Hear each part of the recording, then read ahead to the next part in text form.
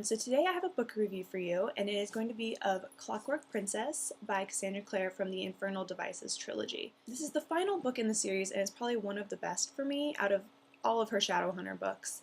I absolutely love this series, and I'm really sad to see it end, but this really summed up with answers to all the questions that I had, and it was a great read. It was very emotional. There was basically, I probably cried for like, I don't know, 2/3 of the way through this book. I was like crying. Like 2/3 of this book were tears, I'm pretty sure. That's what I love about Cassandra Clare's writing. You get so involved with her characters that they just like, they attach to your heart, and then it's like horrible, horrible when you're reading these and things happen to them that you're just like, no.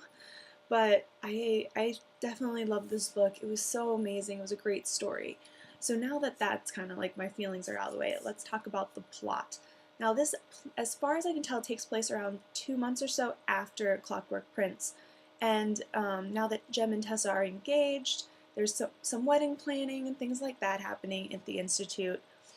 And there is a kind of situation between the consul and Charlotte, where there's kind of like a little tension going on there that you read about.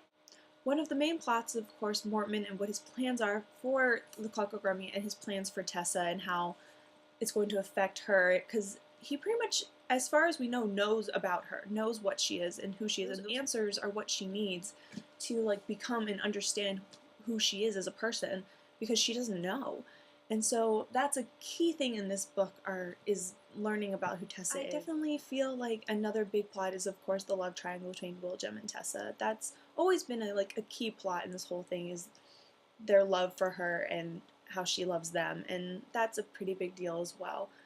Other than that, the plots are, there's some small plots about the Lightwoods and Sophie and things like that that are really nice to have in there, and they kind of complete the whole story. For characters, my favorite character is Tessa. I absolutely love her.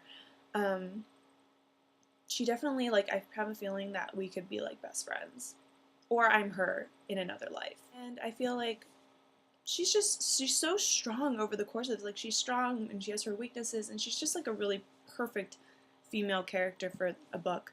And I absolutely love her. But other than that, you get to learn a lot more, of course, about the characters. And I think one of my favorite things you get to learn more about is Bridget, the cook in the Institute. And she is just amazing. Like, I love her. I love all of her singing and about death. And she's just a really cool character. You get to learn a little bit more about her different quirks she has.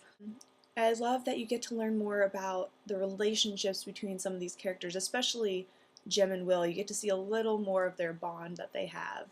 And it's not just even like fighting, it's like just talking and their conversations, and that's what I like. I like those things about all the characters. They have these small conversations that just grasp your attention and make you feel these emotions that you didn't know were possible from a book, and that's what I love about her writing. It's just, this world is so fantastic. Other than that, I just feel like this was like a great final book, final way to end it, and it was a real treat. I absolutely love it. I'm definitely going to miss the Victorian London era and the Infernal Devices, and I'm sad to see it go, but I know that there'll of course be other books coming up, like, was it City of Heavenly Fire for the Mortal Instruments, which I think is the last one in that too, so that'll be interesting. And then of course the Dark Artifices coming up in a couple of years, with a whole new bunch of Shadowhunters, and I'm kind of hoping that Tessa will make an appearance in some of those books, because as we know, she did have a little cameo in City of Glass.